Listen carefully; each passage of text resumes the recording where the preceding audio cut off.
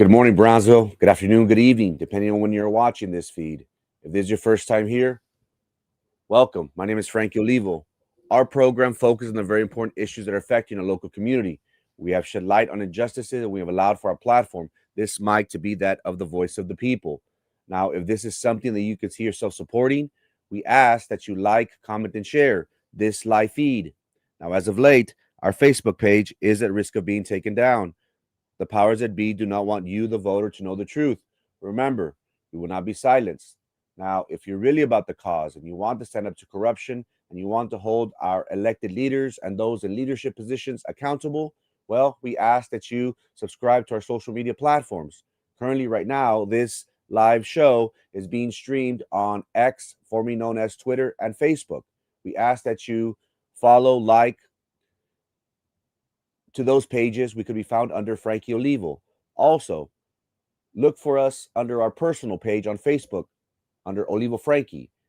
More importantly, we ask that you subscribe to our YouTube channel titled Frankie Olivo TV.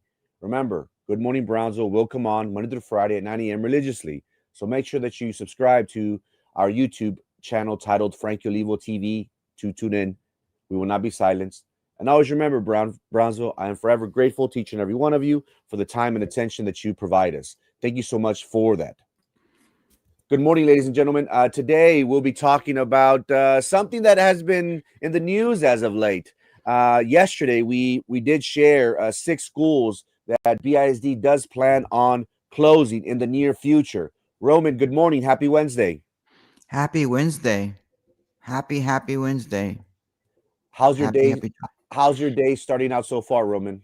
It's been great, watching the state arrival and state I don't know what it's called, state something in England with President Trump, and being the first president to get this honor, to do it 2 times before anybody thought, oh no, he's done it before. It's like, yeah, he did it before, and it was the previous administration, the previous reign of Elizabeth II. So now he gets to do one with, what's his name? King Charles? Yeah, Charles III. Charles III. Roman, man, that boggles my mind. And look, I love picking your brain whenever you come on the show. What's your take? Is the UK ever going to live in a democratic society? This whole monarch thing is kind of a thing of the past. I find myself struggling with the idea that the people aren't willing to say, hey, this isn't what we need. Do you ever think that the UK will ever become a true democratic state? Well, I mean, technically, we're not even a democratic state. We're a republic here in the United States. But, they have a constitutional monarchy. I don't have a problem with it. I think it's kind of cool that they go down all the way down to history. And you look at all these minor European countries that have these kings and queens and princes that nobody really cares about. But for some reason, Americans were interested in the idea that there's a king and queen, or king or queen of England or the United Kingdom. I don't have a problem with it. I mean, they don't seem to have a problem with it. I'm more interested in the fact that in England, it seems like you don't have freedom of speech over there. You can't wave the English flag because it's apparently racist to wear, to use your own national flag, which is insane.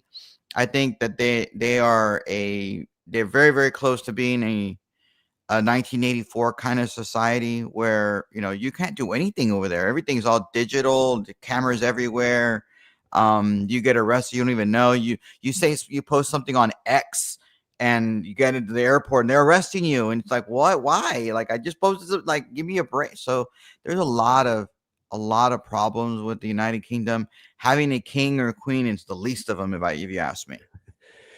You make a great point, and I guess you could say, it's more tradition, Roman, where people are used to it, and maybe we have this, what is it, this fairy tale, this Disney movie idea of having a king and a queen. I guess for traditional purposes, but there is no question. Many people have been vocal. I know Elon Musk, Brownsville's very own, has been very critical. Not too long ago, they started this implementation where what is this, an attack on free speech, Roman? That they Mhm. were incarcerating people for simply being vocal about the government, or things that they were dealing with. It's just, again, I do understand the whole tradition, but are we ever going to get rid of kings and monarchs, not just in England but throughout Europe? Maybe that's just the way it is, and maybe we should just focus on our very own problems, huh? Yeah. It's okay. Well, we have a lot of problems apparently. You've been hitting the news the last couple of days. Yes, yes, we do have a lot of problems within our city, within our county. But as of late, in our school district, yesterday, Roman, we did Mm. report that Perez, Egley, What? Skinner, Palm Grove, and Aiken Elementary, along with Perkins Middle School, will be closing its doors. And according to my sources, they said that this was a done deal. Um, First of all, I just want to state, before I get your take, Roman. I'm not saying that this is going to happen today, tomorrow, possibly not even this year. But based on the numbers and the projections that BISD is seeing with their own data, these schools don't have the numbers to fulfill and continue with these being in operation. So I just wanted to Mm. make that clear, that this is possibly a 1, 2, 3 year um, project, so to speak. First of all, Roman, as a community activist and as a community member, what's your take on this idea of BISD closing schools? Is this something far fetched? No, it's not far fetched. I think it will happen eventually. Just for the record, I'm not here source because I don't have these information or anything like that. It's just my opinion. Um, I think that if people have seen the numbers, you've seen every year it seems you're losing 1,000 students every single year. You can't maintain the same number of schools. But there's a lot of things that we can talk about. Like one of what's happened in some of the schools that have been closed down in the last and recently. I mean, you have Cromac Elementary, who's now merged with Castañeda. They're apparently still using one of the wings of the old school, and now they're providing some sort of a lease agreement for $100 a year to su clínica familiar to use part of the building, to provide services to the students. And I think it's just wrong that the school district is doing that. I think of the liability. I think of the cost of electricity, things like that. The the what are we really getting for $100 a year? But the school board wanted this. They had no problems with this. They gave this contract to them. So it's like, what happens to these old schools once you close them down? We really don't know, what their plans are for those schools. What would be their plans for these schools? Now, again, it doesn't surprise me that people are talking about closures. I mean, I think you were at that meeting where, the great Patrick Hamas, and I say great because I like him. He's cool. He said something that I agreed with him. I even told him afterwards, like, dude, I agree with you. They're gonna have no choice. They have no choice but to close schools because the amount of people living in Brownsville is not growing enough to maintain those schools. It just isn't. And he made a very valid point. And I think he argued that you may have to consolidate as many as 14 schools. I think is the number that he said. And so your number of 6 or 7 or whatever your number is, and whatever your source is telling you, it's not necessarily far off. It's not far off. I mean, if he's thinking of it, I think this is another reason why we shouldn't be in support of this bond of $460 million, because and I've publicly asked on my social media posts, asking, I want to know the schools that are getting the bond money, and I want to know which schools are not getting the bond money, and I want to know essentially what schools are potentially on the chopping block. And I think I was assured by a member of our school board, that the schools that are getting the money from the bond are not on the potential chopping block. Now, no schools were named at all. So I don't know what these schools. Maybe these are some of the schools that they're looking at. Maybe some of these other schools that you've listed are schools that are not getting any bond money potentially. But I think we have a right to know, and until we have that, I don't think we should be voting for a bond. because we don't know what schools are getting the money. Now, do I trust the school board member who told me that? Yes, I do. But I think it should. I think that the school district itself needs to put out a statement saying these are schools that are getting the bond money, these schools that are not, and the ones that are not potentially in the future, whether it's 1, 2, 3, 4, 5 years from now, potentially going to be closed. Now, I say that again. I'm going to say this: just because they're on the list right now that says they're going to get closed potentially in the next 1, 2, 3, 4, 5 years doesn't mean they are, and two, it doesn't mean that the other schools won't, because I do not believe a school board right now can or any legal entity like with county commissioners court or city of Brownsville can tell a future board what they can and cannot do. This board cannot say, hey, board, 2 or 3 cycles from now, you cannot close these schools because we did not give them any money.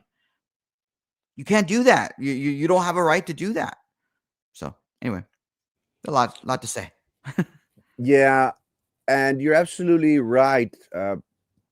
Best member, former president, Patrick Hammis, he did state, and he did speak before the board, and he did state and he gave the number of 14 schools in the near future were going to be closed.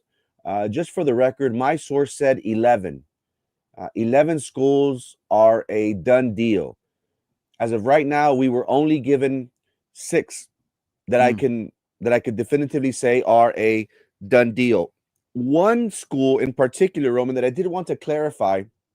Yesterday, I stated that Porter, that it was, and I said, look, I'm not sure, I'm not saying, but maybe possibly Porter. It was Pace. Either I'll take the blame for it. I'll apologize to my community. I misspoke. It wasn't Porter. It was Pace that they're looking into possibly. And the reason being, Roman, is they stated that school should be at around 1,000 enrollment. Right now, they're at 600. They say it's not feasible for us to continue in that area. A large majority of those schools, I believe, they moved to veterans, if I'm not mistaken. So, Pace, again, I'm not saying that it's going to happen, but it's being looked into.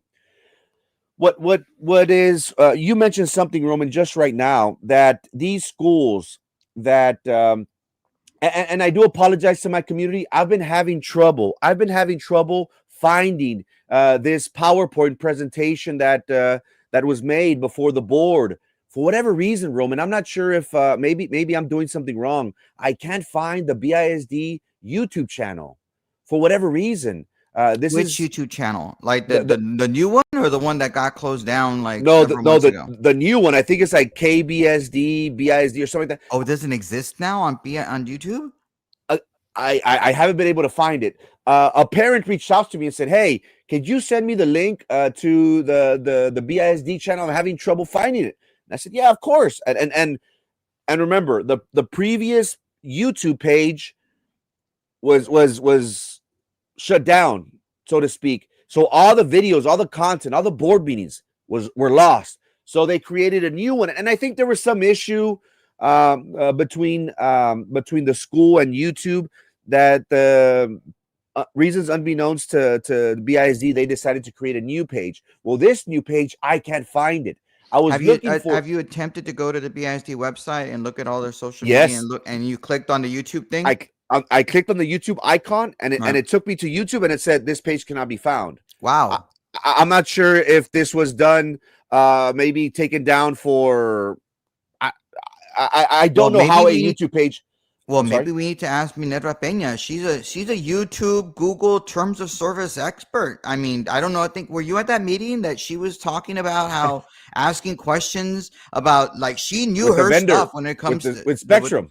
Yes, exactly. Yes, and she was talking to the PI, not the PIO, but when the guy in charge of the school district website, and asking, did you start another page? Did you know that you can't start this other page because we could get trouble and we'll not be able to open it? And then he had to explain, no, this is a department page and blah blah blah. You know, she was on. Maybe we need to ask Minerva Peña, because I don't think there's a single person in this town who's more attentive and more knowledgeable about the YouTube terms of service than Minerva Peña. You need to ask her. So Roman was talking about Sarcasm, guys. Sarcasm. Roman was talking about a list of schools that were mentioned, that were presented to the board and said, look, with this bond of $450 million, after 30 years, this bond's going to be $1 billion.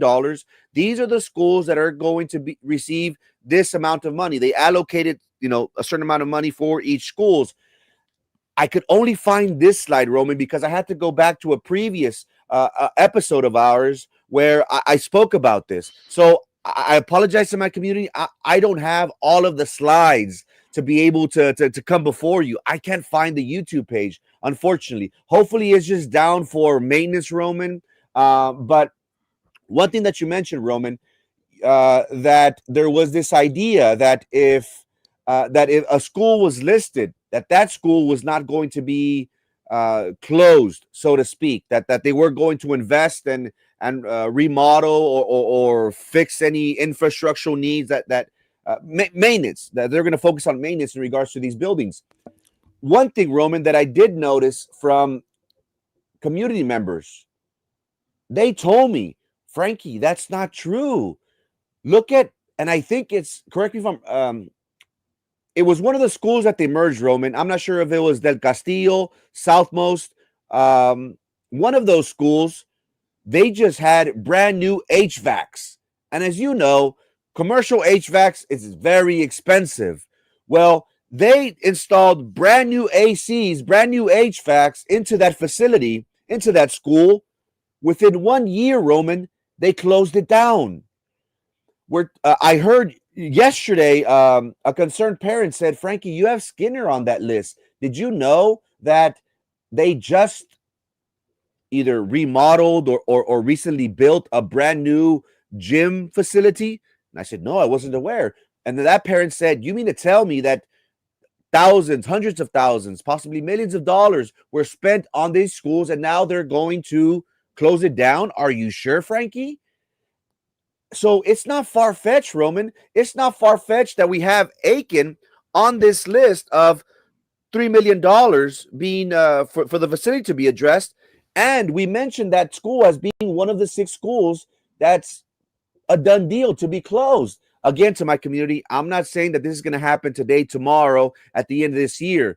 It's projected, meaning this year, next year, or the following year. But it is a done deal.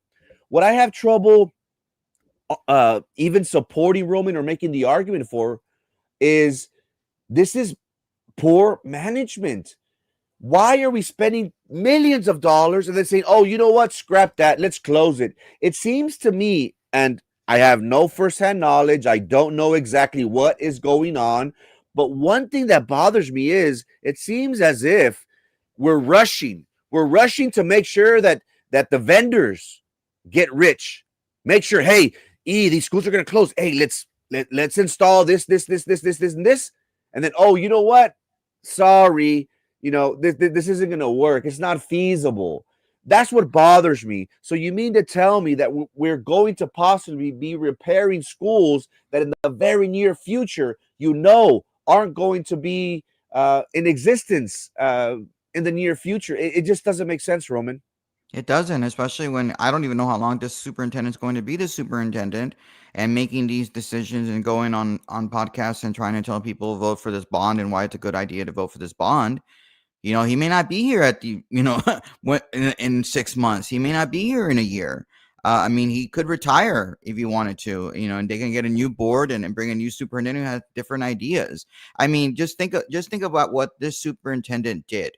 We've had previous superintendents who did not want to consolidate a Cromac and Castañeda. But this gentleman, Dr. Chavez, he comes in, I think he was an assistant principal or a teacher at Cromac Elementary. He's from the Southmost area. He went to Porter. We all know he went to Porter because he makes a big deal. I went to Porter and go Porter or whatever. He had no problems consolidating. He brought in fresh ideas, fresh new thing, and he took the bull by the horn and decided, I'm going to consolidate Cromac Castañeda together and get rid of one of the schools. And he did it. it doesn't mean, so if he's willing to do it, the guy from Southwest, if he's willing to do this, doesn't mean that we're not going to get another superintendent that comes in the school district and say, you know what, these schools have no, we need to close these schools down. We have no choice. And I want to make sure that the community understands my perspective. This school district with previous school board, not this necessarily this school board, this makeup, but previous school boards, going back 20 years, they thought that there was a never ending supply of students, that we were going to continuously grow, grow, grow, grow. So they started building all of these schools outside, on the periphery of the borders of the school district, in order to entice people not to go to Los Fresnos ISD, which is our neighboring school district. The people that lived in the woods, they're not zoned for BISD. In order to entice them, they're building these schools right on the border in order for them to come to school here and not necessarily go to Los Fresnos and Los Fresnos CISD. And what are we seeing now? Are we seeing a lot of these parents saying, you know what? I don't want to put my kids in BISD. I'm going to put them in Los Fresnos. They're not all of a sudden, oh, I'm going to put my kids in at private school, or, the previous boards had no idea these charter schools are going to happen. And so that's why we're losing all of these students, because it was bad management, bad planning by previous boards. And so now this board, and I'm not a biggest fan of this board, but I'm not going to completely blame them for what they're doing. The only thing I will blame them for is putting a bond of $460 million right now. That's a mistake. That is ridiculous. I will call them out on it, and I think we've done that. And I urge each and every one of you that when the early voting starts in about 4 weeks, you go out there and you make sure you vote against this bond. Because this is going to hamstring all of us taxpayers that pay taxes into the school district. But yeah, so we don't know what's going to happen. We really don't at BISD when it comes to what the future is going to hold. Hopefully these schools are not necessarily, parents are going to be upset with me, I'm sure. But many of these schools should probably be closed, either because they're old, because they don't have the enrollment, because it costs the district a lot of money to maintain. And I know there'll be parents or teachers and maybe teacher advocates who won't be happy with this, because, oh no, now we're going to be, putting all of these children into different schools, and it's going to, ruin their education supposedly. And now there's going to be more crowding because there's going to be more, and it's all true. It's all true.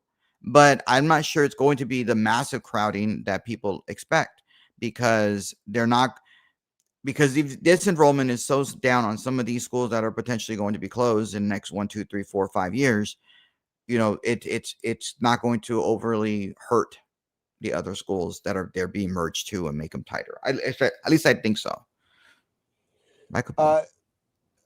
Two of the schools on the list, Roman, are in the southmost area, Palm Grove and Aiken. We have seen previously how Del Castillo Southmost were closed / merged into one. We're starting to see how they're starting to see the big picture. And again, it's bad mismanagement.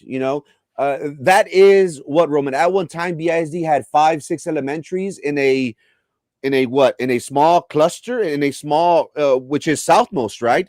Yeah, and I live in Southmost, and the problem really is the lack of city leadership in the city commission, because they're not investing in Southmost. They don't care about Southmost. I mean, just look at who the city commissioner currently for Southmost is. It's Brian Martinez. What is he doing to grow Southmost so that more and more families want to live in Southmost? But no, that's not happening. People are not necessarily they're leaving Southmost. They're renting their houses out, and they're getting out of Southmost, as opposed to building places, building attractions so people want to live here. And it's the fault of the city, more so than the fault of the BISD. The BISD is just doing this because, well, if the city's never going to invest in Southmost in order for families to want to live there so their children can go to school there, we can't have all these schools there. And I feel bad, but it's not my fault. It's not BISD's fault. It's the city of Brownsville's fault. But then again, hey, they're more concerned about soccer teams, professional soccer league. That's what they want. They're talking about that. That's where you see Brian at. You don't see him out in the community trying to talk to people to try to grow Southmost, to try to talk. No, he's over there taking pictures with his little scars, for the soccer team. That's where you see your city commissioner in Brownsville and in District 1. Roman, don't forget, Roman, how dare you? He was in Washington, D.C. spending taxpayer money, Roman. Don't you Oh, forget that's that. right. I Don't you forgot. Yeah, forget man. that. And he gets a salary, and you're paying. And don't forget, these guys are getting a salary.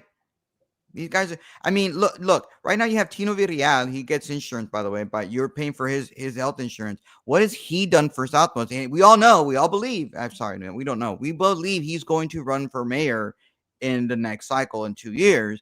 And what has he done for the people of Southmost when your schools are being closed? I mean, you're going out there getting upset at the school board members. And again, I don't blame you for getting mad at the school board members. I'm not protecting them.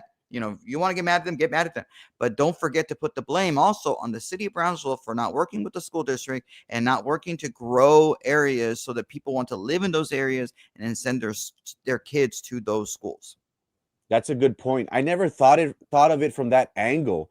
And you make an interesting point because what I've seen, the people in Southmost that make money, Roman, the first thing they do is they want to go, they want to leave, they want to go to Alton Glore, they want to go to the woods, they want to go to Los Fresnos, they want to go to nicer areas. And you're absolutely right. I never thought of it like that. What is our city commission doing to improve the quality of life, to improve the streets? Heck, I had people asking me, can you please post this? Roman, they had to go to Channel 4 to get the attention of Brian Martinez and our at-large commissioners to say that, hey, businesses are being affected by the lack of attention to infrastructure, to our streets. You make a great point. You're coming at it from a different angle. Yes, partial blame should be on BISD for trying to grow too fast, for building too many schools in one area. But at the same time, what is our city doing to improve the lives of those people living in Southmost? Have they made it more attractive? Have they made it more appeasing? Do people say, oh man, I want to move to Southmost?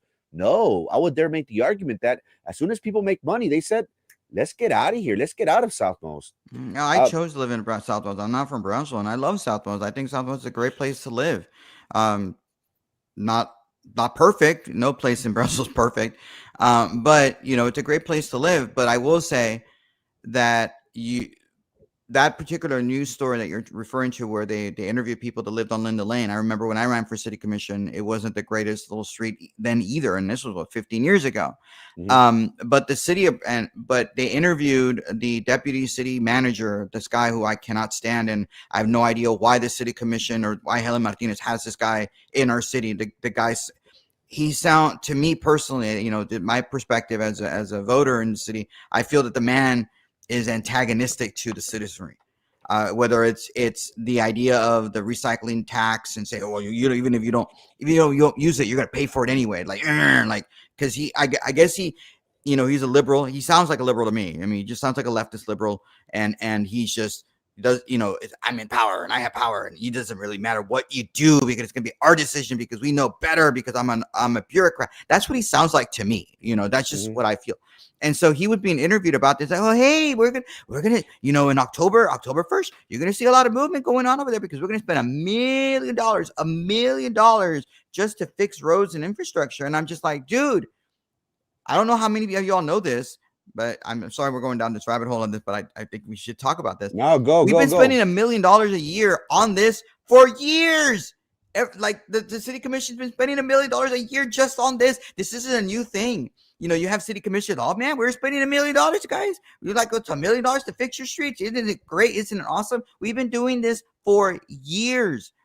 I mean, Newark Golonsky was on the city commission when this stuff was happening, where you have roving every 3 months. You go from District 1 to District 2, District 3, District 4 every 3 months, and you're rotating. You're spending $250,000, but the $1 million also goes towards sidewalks and it goes to bike lanes because we have to do bike lanes because everybody's riding bikes in our city. Those are the priorities of the city, right?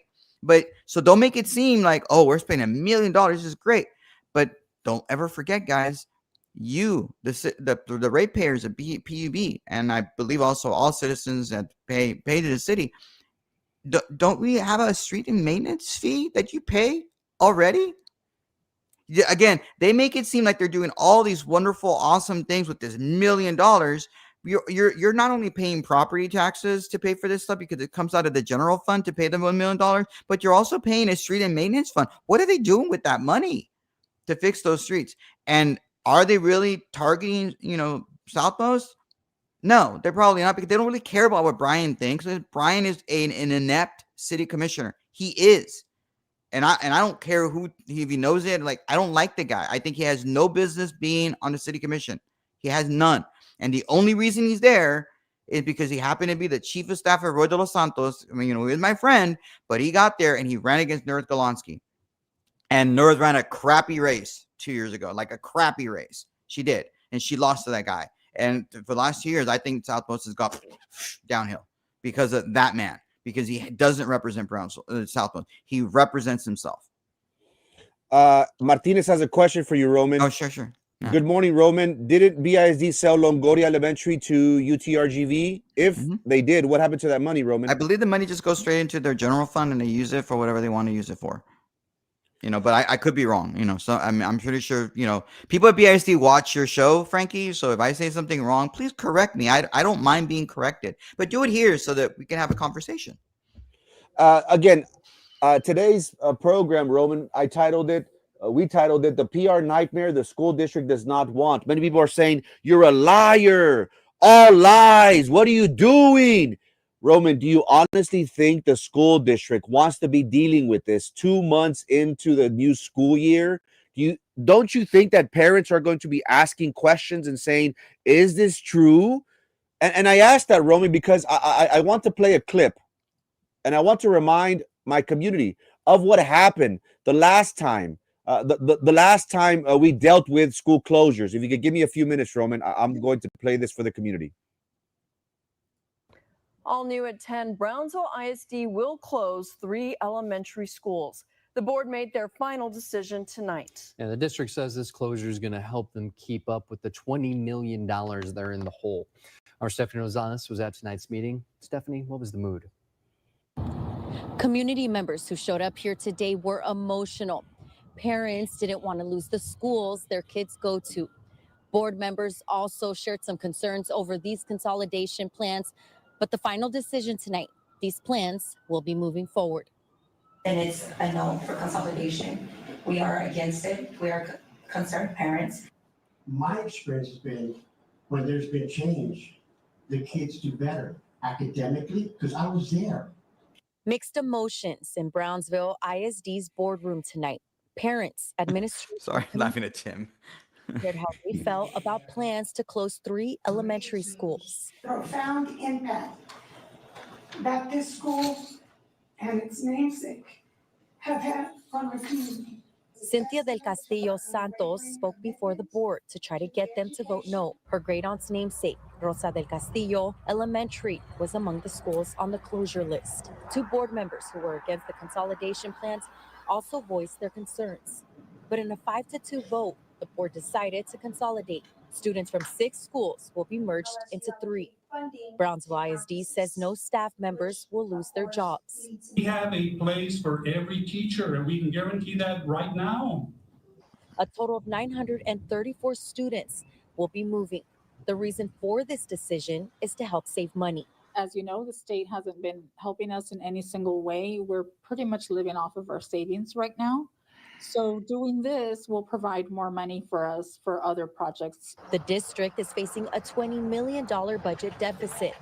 Through these plans, the district will be saving just over $3 million. And it's so sad that at 50 years anniversary, it's going to close down, And I mean, for us, you're still going to pay taxes no matter what. Rosie Cifuentes has 3 kids at Del Castillo Elementary. Her kids will now have to go to Morningside Elementary School. The district has not decided what to do with the 3 schools they are closing, Cromac, Garza, and Del Castillo. They said in May they will inspect the buildings to determine if they can be kept and used or sold. Students will finish out the school year at the schools they currently attend. The next part of BISD's plan is for parents to tour their new school. In Brownsville, Stephanie Rosales, Channel 5 News. Roman, after we posted on Monday, what are we, Wednesday? On Monday, we posted, just got word, 11 schools are going to be closing. Yesterday, we identified the schools, Bettis, Egley, Skinner, Palm Grove, Aiken, and Perkins. Once we identified the schools, I had messages, Roman.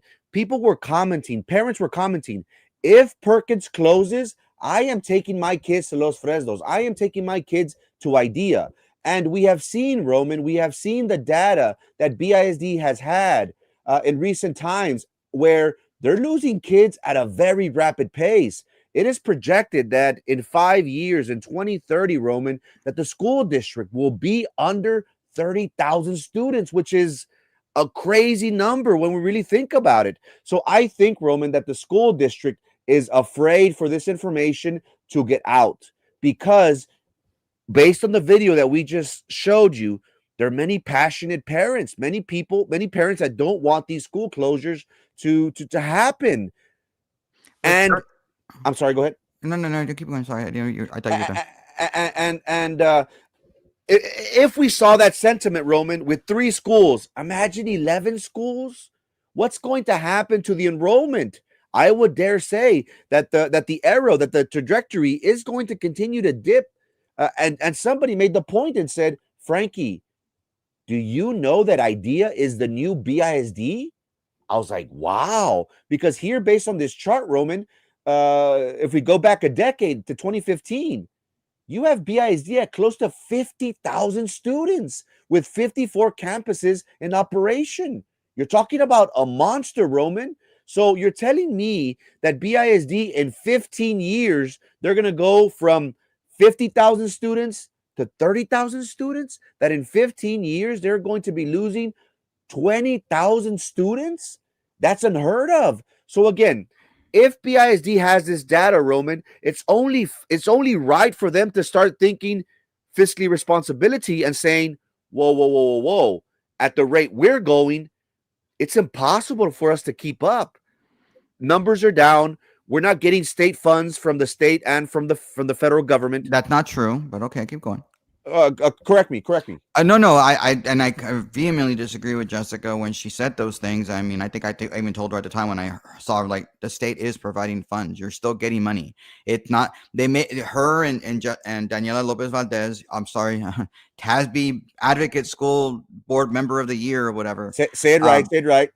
I don't know what her title is now. I mean, she's the Advocate of the Year. I don't know what the hell she advocated for, because everything she advocated for didn't happen. Ended up not happening because, well, school choice happened.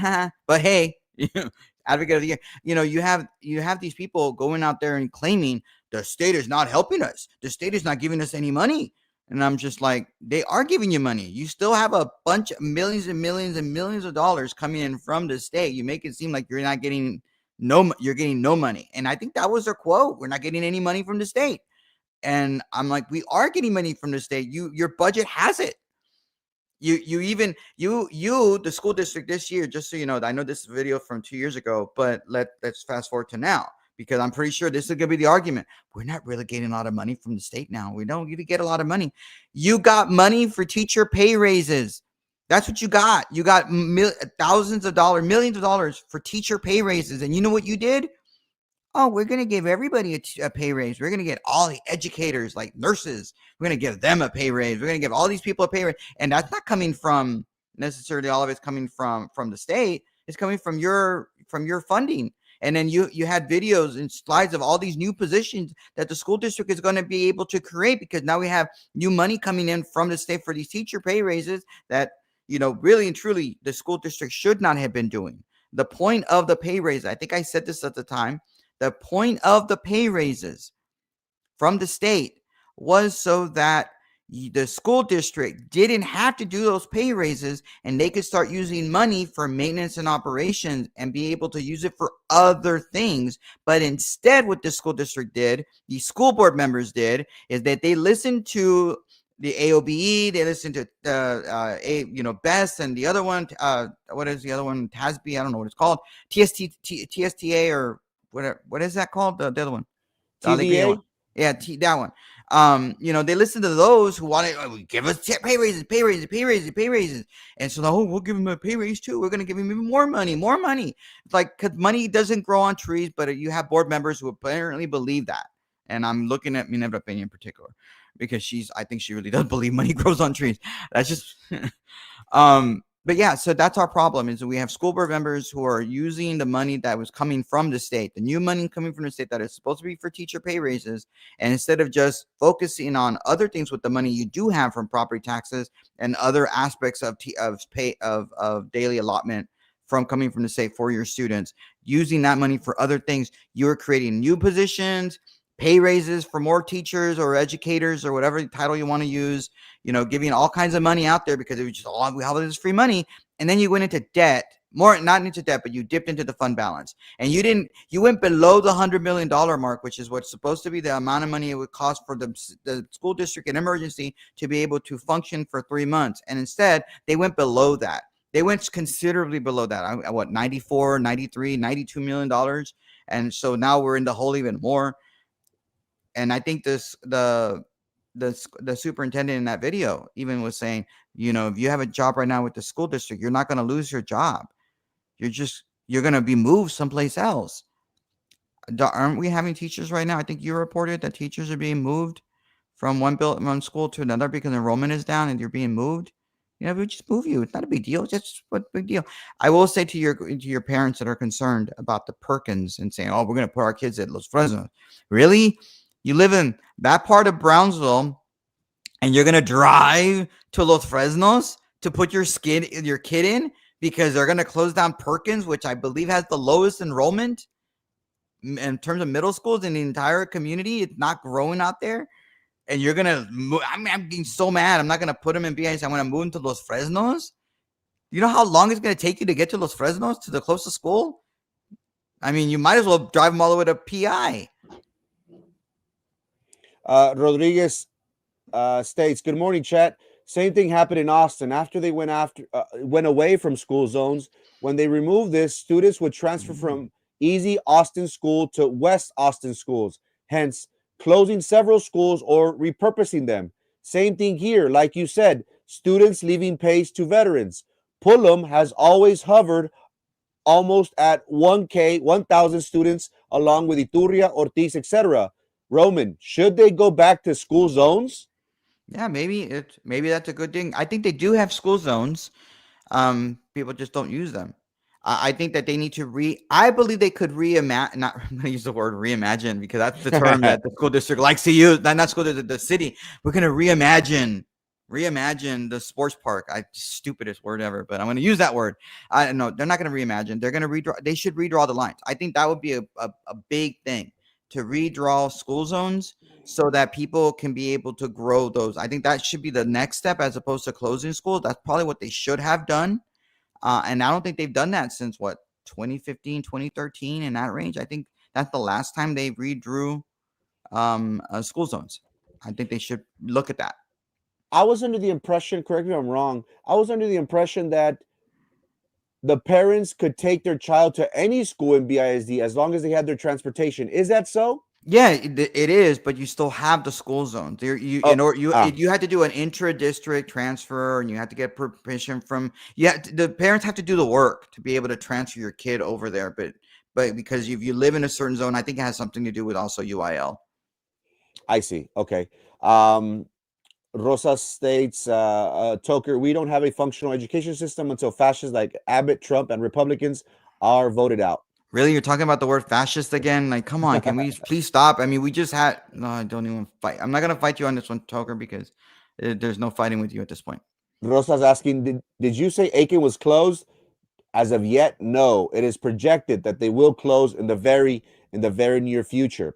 Roman, on Monday, I spoke about the school district did report that 1,600 students were lost, were disenrolled from the previous BISD 2024-2025 school year. And I did state, Roman, that teachers are at risk.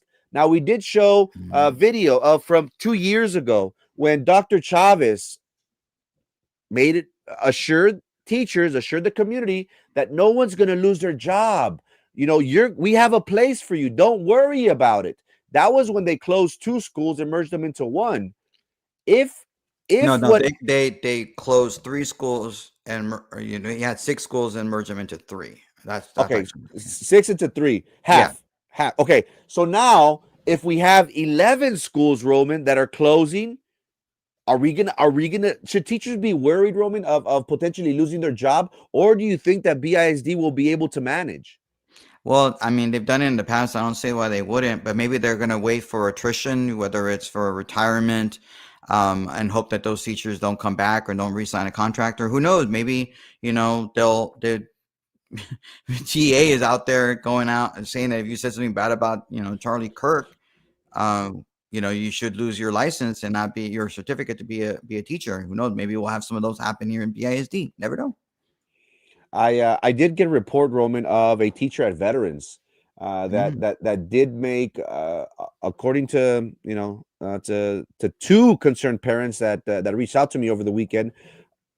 One over the weekend, one yesterday. They did state that there was one teacher that was being investigated, looked into, based on allegations that she'd made insensitive comments, insensitive remarks in regards to on social media or in this classroom, or where was this done? Supposedly, allegedly. I'm not sure. I'm not sure if it was on social media or in class, but there are allegations that this did happen. Well, if you have screenshots or of teachers out there, whether at BISD or it's at charter schools or even in private schools, well, not necessarily, well, even private schools, you can report them to the people in charge of the private school, but most definitely in charter schools, that they, so that they can be investigated, because they shouldn't be teachers if they're out there celebrating the death of a man who was killed in cold blood. Yeah, and I think there was a student yesterday from Texas State that was videoed, poking fun, and I think they identified the student and they expelled him. I think there was another one at Tech. A young lady, 18-year-old, was making fun of Charlie Kirk's assassination. While many people have stated, "Oh, well, that's free speech. Isn't that what you preach about?" But again, being insensitive to someone being killed is something very, very dark. And it could possibly, Roman, lead to other people saying, "Oh, well, if they're doing this, why not do it to somebody else?" It's just a dark path to go on, in my opinion. Well, students in particular, they're held by a student code of conduct when they apply for schools and at the school, and they have to report, behave a certain way. And if they're not behaving a certain way, they can be expelled under the student code of conduct. There is a process for that. And just like there is a process for teachers, and I believe the number I saw was like 180 teachers throughout the state with teaching certificates are being investigated currently by TEA in order to determine whether or not they should lose their certificate. And I know that you have some organizations, like even in Corpus Christi, they have their own teacher associations, just like we do here in Brownsville. They're all concerned, "Oh, this should not be happening. Like, why are we going out? This is their free speech." You do have a right to free speech, but your employer has a right to not have you be employed based off what you're saying. If you're saying, look, I'm not saying you don't have a right to free speech.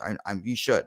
But if you are, like you said, there's something dark about you as a person if you're out there celebrating the death of a man. And I'm not trying, you can be a liberal if you want to. Go ahead. I think you have a bad worldview, but that's your right. But if you're out there like, yes, I'm glad that he's, unalived, I'm glad that's happening, and celebrating, doing a dance. There's something wrong with you internally, and you do have a license. There is a certain morality to you, that when you become a teacher and you get certified as a teacher, right? I mean, there's a morality clause in your contract, right?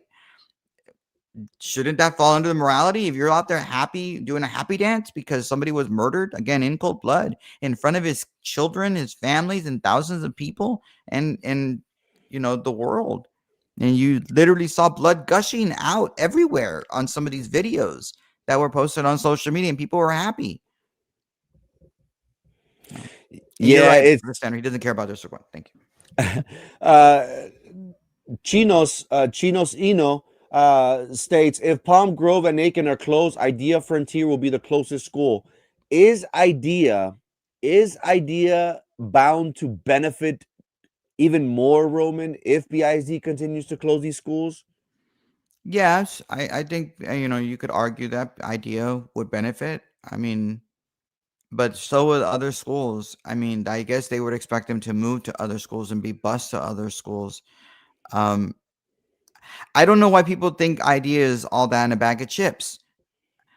If I'm going to give you an example, you have kids who are not being dropped off necessarily close to their houses. Whether it's idea, I mean, sorry, not idea. I think it was Jubilee. I happened to be driving by the Boca Chica HEB, and I saw, I believe it was a Jubilee school bus dropping off kids in front of Specs, which is a alcohol place, where they sell fine wines and liquor and stuff. And don't get, Specs is a great place, but do you think it's appropriate for people to be dropped off in the parking lot of Specs that are students? I mean, you have to go through a whole big routine in order to have, if you have a liquor license anywhere near a school, and you're dropping them off from Jubilee's dropping them off there. So, I mean, you can say all you want to about BISD, but I don't think BISD drops their kids off in front of a liquor place, after school in their school buses. So, I mean, do you really want to have your kids go to those schools? I mean, I've seen kids in our neighborhood, they get dropped off over by, a park, and then they have to walk from that park all the way to their house because they go to one of these charter schools. I think it might be idea. So does BISD do that to your kids? Do they drop them off at a park and then you make the kids walk, 2 or 3 blocks away? Do they do that? You have to think about all these things. Just because you're angry at BISD, BISD does a lot of good. There's a lot of benefits to going to BISD. So I don't think I think these are I'm not going to say they're hollow threats, because I mean, anybody who says they're going to do that for their children, you have a right to do that. It's your kids. But at the end of the day, are you really going to do it? Are you really going to take that chance, take that plunge of going to Idea or to Jubilee or to Harmony or to a private school like, First Baptist or Episcopal Day School or St. Mary's? Yesterday, Roman Superintendent Dr. Jesus Chavez did appear on the Captain Bob show, the world-renowned Emmy award-winning show, the CBS show. Did you watch it, Roman? No. Did you watch the interview? It was a two-part episode. I did try to. I was gonna stream it live. Again, I'm very fond of Captain Bob. I encourage other people who have genuine concerns about the city, that generally want, a better Brownsville. I was curious to listen in. Dr. Chavez did appear, and he is advocating for the community to be inconsiderate and vote in favor of the bond, in which us, the voters, will have a chance to vote on it. In early voting starts late October, with Election Day on November the 4th. It was an interesting take, Roman. I personally wasn't convinced. It's hard for community members to want their property taxes to be increased. I think this is going to be a hard sell moving forward. If you haven't already, I encourage the community to go to Captain Bob. He's under Robert Sanchez. Add him, follow him, and take a listen. I think it's a 2-hour show. I wasn't convinced. Do you think BISD is going to have a hard sell with this bond, Roman? Yeah, I think they do. They obviously do. And again, I encourage everybody not to vote for this bond, because I think it's a mistake and it's just too much money. I think Frankie and others have said it's close to $1 billion at the end of the day that we're going to be paying, even though it's a $460 million bond over the next 30 years, assuming that they don't pay it off early, which is possible. You could have school districts decide, to pay it off early. I mean, look what the city of Arlington did in regards to the Cowboy Stadium. They paid it off early and they saved millions and millions, I think $150 million by paying it off early. So it doesn't mean that that BISD won't do the same thing. But even still, I think it's just too much money, and I don't think people will want to pay for an increase in taxes on this. I would hope not. But maybe they will, because I think the wording is going to say that, oh, you're going to only pay 24 cents per 100. Never mind that you're going to pay that we're going to have zero debt. I think the budget said by the end of next budget that they're going to pay everything off, if I'm not mistaken, in 2020 for the 2027 school year budget. They're going to pay off all of their debt that they have. But I could be wrong. I don't think I am. Roman, okay, you and I are against it. Mm-hmm. What's our alternative? What's your message to the community? Don't vote for it. We should do XYZ. My message is let's not do a ginormous $460 million bond. And I think the school district should consider doing a smaller bond to prove to people that, yes, they will do what they say they're going to do, especially if you have all these schools supposedly potentially being closed. Again, we're going to be accused of spreading misinformation by the leftists on the board. And we're going to be accused of spreading misinformation by the leftists that run our school district. But we're not. I'm not, for one, spreading misinformation. I think it's very clear that you're going to have no choice but to close schools because of the enrollment going down. I think when they were talking about enrollment, I think they gave a presentation in one of the school board meetings I was at recently, and they talked about their demographer that they have at the school district, who is very on point. He's claiming, he's been fairly accurate in terms of how many students we're losing every single year. And I think he predicted the 35,000 number. I think that's what he predicted. And I think they said that, they could go, get smaller, down to 30,000 in the next 5 years. I think that's what he said. Or the person that was giving the presentation on behalf of the demographer, because I don't believe the demographer was there. Maria asks, what about the road in front of Porter? Kids cross and run the risk of getting run over. Mm-hmm. Yeah, well, that's because the state decided to fix the road, and it's not a city thing. It's the state paying for it because it's a state highway, and so that is supposed to be done by the end of not this year, but the end of next year. I think is when it's supposed to be fixed all the way. So it's gonna be a while. Yeah, International is a mess. I try to avoid International whenever I go downtown as much as possible. Lots of tractor trailers, lots of heavy duty. Commercial trucks are on there, and then it's like a two-way lane, if I'm not mistaken. That has affected many businesses.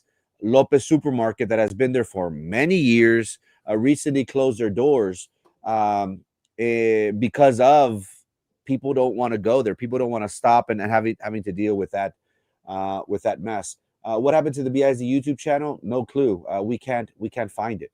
Have you tried looking at it again? Try to find it today. Maybe it's back. Let me go to the BISD website.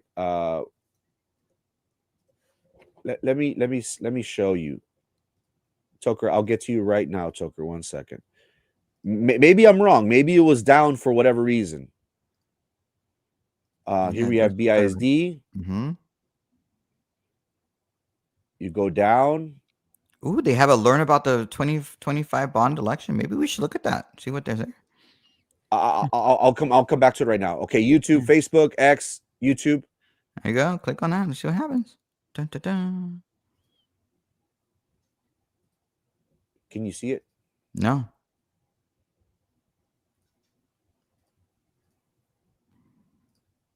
That's odd. That's what you get. Oh, wow. That's not good. Well, yeah, you get to see my ugly face. Sorry, guys. I think you might have had an internet problem. So it's just me. I can't look at any comments because I can't do it. You know what? I'm going to look at it myself real quick, too. And maybe I can. You're not going to be able to see what I'm looking at, but I'm just curious if on my page I'm able to do it. I'm going to go directly to YouTube, and see if there's anything. I'm going to do Brownsville ISD board meeting. I'm going to just look at board meeting because that should pop up something, right? And no, nothing pops up. The first thing is a KRGV story, a KVO story, nothing. And I'm going to even do a filter. Let me see if I can do a filter of. No, I can't do a filter there. How do I do a filter? I thought you could just simply search. Oh, filter. There you go. Click on the wrong thing. I'm going to do for a channel. See if there's a channel for BISD. No, there's nothing. It is down. It's gone. Can you see the screen, Roman? I Oh, cannot. wait. All I can see is screen is what BIC. But I looked at it as well. I went to the YouTube. I searched on YouTube myself, Uh-huh. and I do Brownsville ISD board meeting just to see it, and there's nothing that pops up. So they're gone. It's all completely gone. It's down. It's down for whatever reason. I'm seeing it on because it pops up on another screen. Oh. So I have 404 not found. This page isn't available. Sorry about that. Try searching for something else. Wow. What's happening? I'm not sure. It's very alarming because what's going to happen? How are they going to be able to? Let's learn about the bond. How are we going to be able to see the board meetings, Roman? Well, at one point, I believe the KBISD person, I forget his name, he had told Miss Peña that they do plan on having the videos on their website because they have about 97%, I think was the number. They had 98% of all the videos that are on the YouTube channel they have. So they're going to upload them onto the BISD website and be able to. Maybe that's what they're doing already.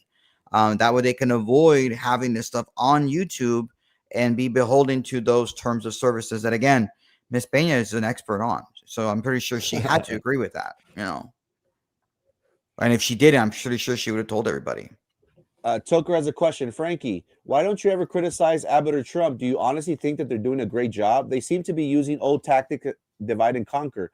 No politician is perfect. We can make arguments for and against. You spoke about yesterday, Toker, about how Abbott was with the school choice, how he was affecting minorities, in particular Black and Hispanics. Roman, I would dare make the argument that school choice, essentially what he's doing or what the state is doing is empowering low-income children. If they're not satisfied with their current education at the public schools, it's giving them what, Roman, $8,000, $10,000 per year. Maybe they could apply to St. Joe. Maybe if they think that St. Joe has a better quality of teachers, better quality of education for their child, have them apply there. I think that he's doing a good thing for minorities because, again, public education, you can make the argument that in recent years hasn't been the best. In regards to President Trump, he's a very polarizing figure. There's no argument about that. You either like him or you hate him. In regards to tariffs, I think tariffs are a good thing. We talk about President Wilson, how in 1918 he got away from tariffs and he brought what was it, Social Security or the income tax, how they started implementing where the people, us the people, were being charged a tax. I prefer other countries. Now, again, this is a shock to the system. This isn't gonna get fixed from one year, from one administration to the next. But in the long term, looking back in 20, 50 years from now, I think this idea of imposing tariffs on other countries, on encouraging us citizens to buy American-made products, it's going to only benefit our country in the long run. I think there's agreement among the right. I'm sorry, I'm a little freaked out by the fact that you have a bunch of, it looks like military band from England doing American style revolutionary outfits from the American side and doing, like Yankee Doodle kind of stuff. It's kind of freaky. See all these British guys having to celebrate us because about 250 years ago, we were at war. We were in an actual American Revolution that started in the summer of 1775. Interesting. Anyway, the thing about school choice is fascinating to me. I mean, I am a proponent of school choice. I mean, I think it's great to have school choice. I mean, doesn't our school board president have her kids in private school? I mean, if she can do it, why can't everybody else, right? Now, I believe that the state right now is not necessarily doing the school choice that people like myself would like to see. Right now, the acting comptroller of the state of Texas, who is recently a state senator who was appointed by the governor, once Glenn Hagar took over the position as chancellor of the Texas A&M University system. And he was a comptroller elected by us, the citizens of Texas. the acting comptroller has already sent out comptroller staffers throughout the state talking to private schools and explaining to them how the process is going to be. And the way it was transmitted to me, it kind of concerned me, because they were basically saying that there are about 1,000 private schools that are eligible for these scholarships or these educational savings accounts, or what some people call vouchers, but it's called educational savings account. And apparently they're going to limit each school to have only 8 scholarships or educational savings accounts, which isn't exactly how it was, unveiled or talked about by the legislature. And I think this is a mistake that you're going, and the way that the comptroller people were telling these private schools that they were, they have a PowerPoint presentation and telling them that they were encouraging that not the people that are already there, but to go out into the community and try to bring in more people in. And I think that's just wrong. Again, that's not the way it was portrayed. It was portrayed as though, if you have your kid in private school right now, like Daniela Lopez Valdez, if she wanted to access that, she should have a right to be able to access that. But that the state is really, really going to look at trying to get new people into BIS and into these private schools, as opposed to the people that are already there. And I think that's just an absolute mistake. I don't think it's right. I don't think it's fair. And and also the way that they're going to transmit it is you're going to have to work with a third-party vendor, and that vendor is going to have access to your child's personal information. You're going to apply through them. You're going to, they're going to be your intermediary between you and the state. And I think that's also a mistake, because I don't think our kids' data should be put into third-party vendors. I think I've mentioned that before on the show, but since we're talking about it, I might as well mention it again. So I'm hoping that this is just because it's a pilot program, and it is because they only set aside $1 billion for this. And so maybe that's why they're doing this, to kind of get a good idea, a good study, so they can go back to the next legislature, which will start in legislative session will start in January 2027, and they'll have some data, not all the data that they'll need, because this stuff is not going to be, the application process will start in January. It'll be a 30-day window. And then it's for students that will already be in schools starting next school year. So they're only going to have one semester's worth of information to give to the legislators in the January 2027 general session. We showed, and we have been showing BISD data that has shown how the district is losing students at a rapid pace. We're talking about school vouchers and school choice. How is this going to affect BISD, Roman? Is BISD going to lose? Could we make the argument that BISD is going to lose even more kids if the state gives parents low income, which I would dare say that a large majority of our population at BISD is of low income households? Do you think this is greatly going to impact the enrollment even more of BISD, Roman? I don't know. You want to let's look at a calculator. If they have $1 billion and they're giving parents what I want to say it's $10,000. Mm-hmm. Let's see how many actual parents. Let's divide 10,000 divided into $1 billion and see how many students will have access to these educational savings accounts. And it's not. And I venture to say it's not that much. You want to do the math? You want to open up a calculator so we can do it together? And on top of that, it's not just going to be $10,000. You're looking at potentially $30,000 for children who are special needs. So, and they are going to set aside money for those students. So it's not going to be. So let's do $1 billion. There you go. I think we're there. Is that $1 billion?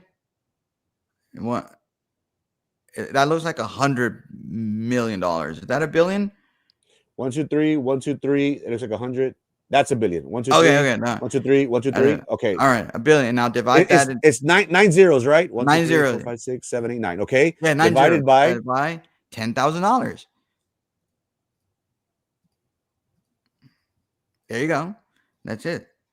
So it'll be 100,000 students potentially in the state of Texas that will benefit from this particular educational savings account from this pilot program.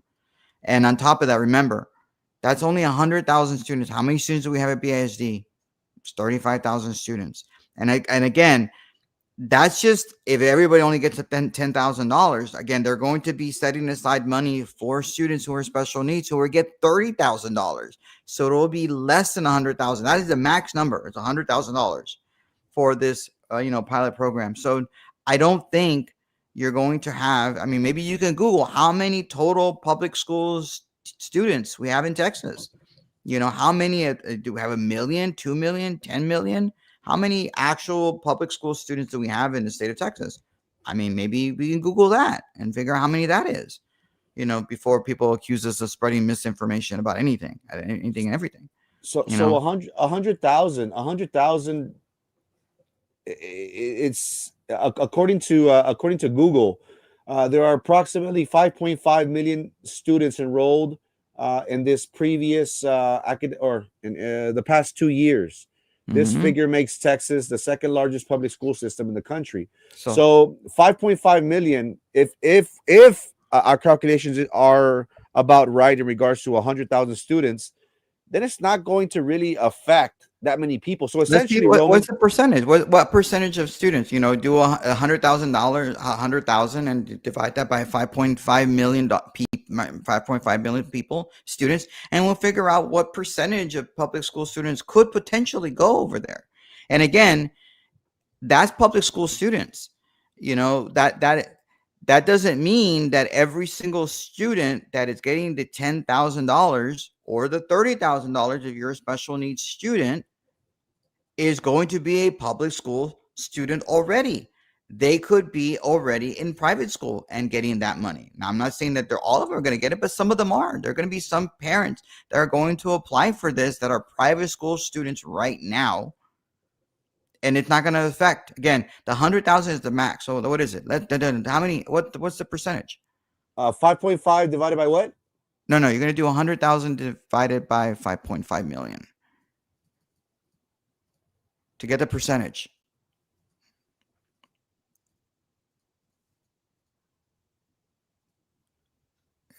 Is that right? There you go. That's it. 5 point. There you go. So it's only 1.8%. That's it. 1.8% of the students that are public school students could potentially move from there. And let's say that number is 2% to make the math easier. You have 35,000 students. Let's see what is 2% of 35,000 students. It's probably not very much. You can multiply that number by 35,000 and figure out how many. Let's say everything was equal, and every school district can lose the same amount of students. Let's just see. 700. Let's say it was all equal and even, Steven. It's not, and it's not going to be. But let's just say it is 700 students.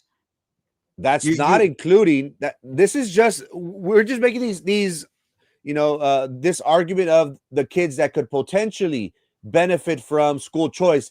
This is not including the students that are leaving on their own, in their own will. You know what I mean? Again, this past year, Roman, it was very alarming. 1,600 students left BISD. If we were to add, 700, 600, let's say 500 to be conservative, to be 500. You're talking about 2,000, 2,100, 2,000 students.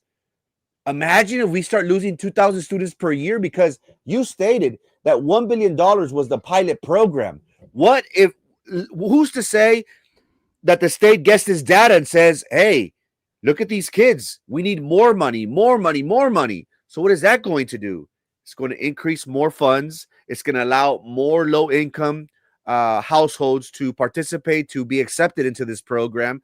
Eventually, down the road, the projections for BISD is not going to look good, Roman.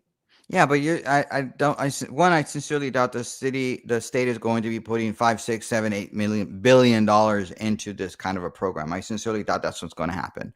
That's just a lot of money, and I don't think it's politically astute and politically smart to do. But again, some of these people that will have access to this money are not going to be public school students, like students at BISD. They could be students at IDEA or Harmony or Jubilee or any of the other charter schools that are in our community that want to go into private school. So it could be some of those students leaving, not just necessarily BISD, number one. That's not, and number two, again, there might be people that are already in private school right now that qualify. The way that they figured it out is I think it's $140,000 is the amount of money that you should be making, and for a family of 4, and then you would qualify for this, and that would qualify as low income, if I'm not mistaken. So there are a lot of families, they make it seem like everybody's loaded and rich. I mean, we're not all Daniela Lopez Valdez and making all the bukus of money I'm assuming she's making, because I guess she likes to portray private school parents somehow to be, rich. I think she likes to do that. And so, I mean, if she has her kids, and she's going to say that all, allege or allude to the fact that private schools are rich and the students that go there are rich, I guess that means that she's rich, right? Because she sends her kids to private school. I mean, and then you're right, Daniela. I'm not, not saying that you shouldn't be able to send your kids wherever you want to. It's your decision, you and your husband's decision, what you want to do with your kids. But don't take that ability from parents because you oppose school choice.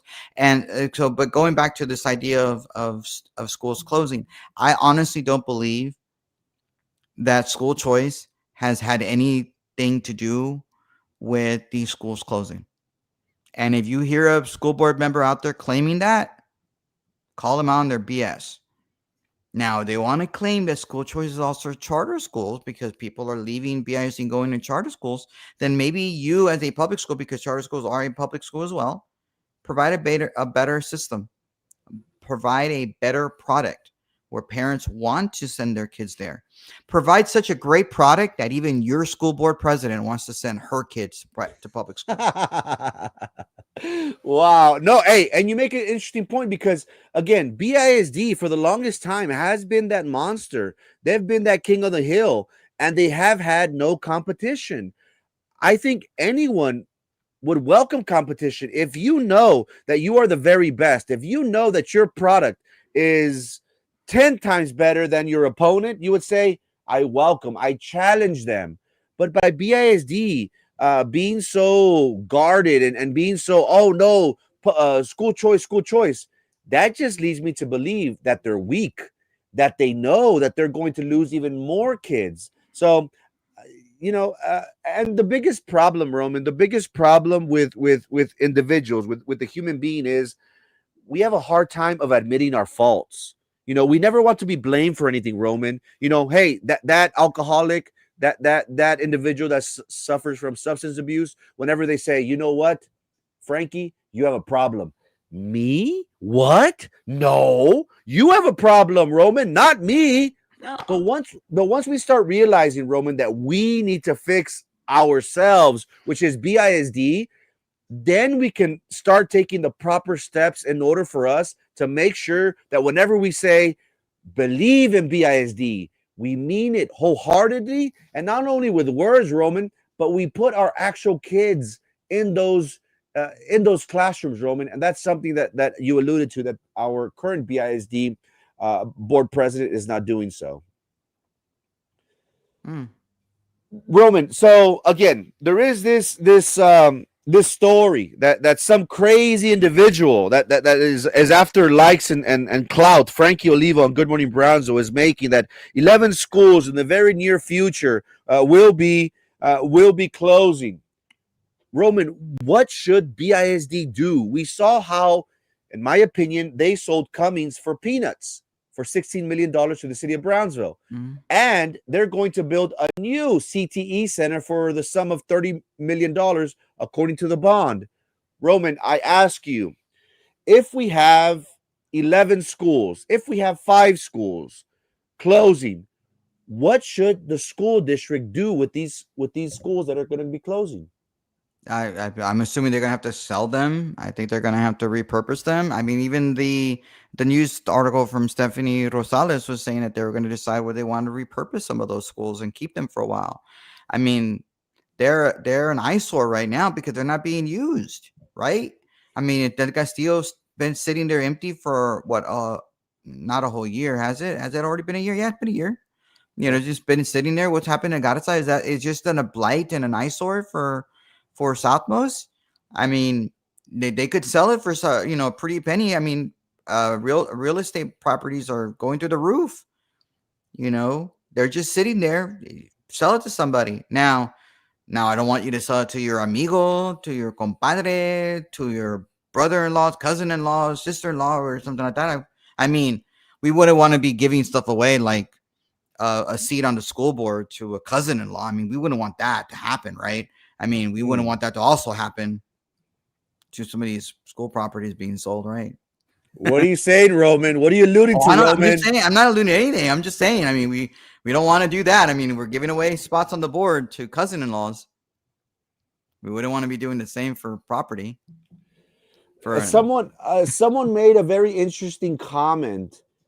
They said, why don't they sell it and make it into like a senior living or apartments or things like that? People said, why don't we sell it to GMS and junkyards, Victoria Heights in particular? But I actually like that comment, Roman. I actually liked this idea. No, not that one. Junkyard in Southmost? Like, what's wrong with you? No. I apologize. I like the comment that made the argument that, hey, why don't we open up these facilities for senior living? Maybe we could do something for the veterans. Maybe something. How about we make it for apartments for people to live in, so that we have more students that can potentially be going to BISD? Oh, I don't.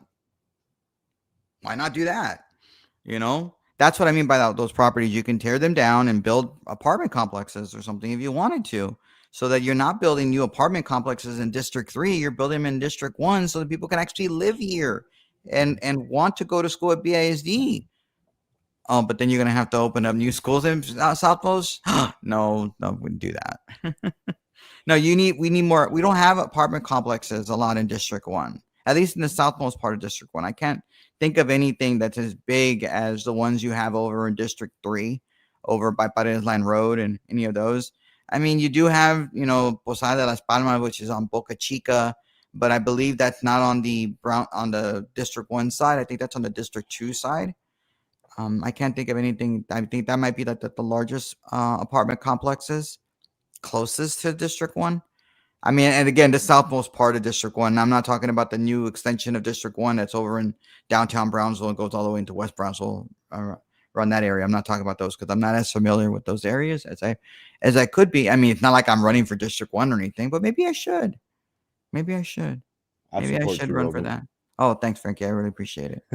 Roman, are you alarmed being a Southmost resident living in District 1? Are you alarmed by the closures of all these schools? Someone just reminded me, didn't they close Garza Elementary headed towards Las Prietas not too long ago?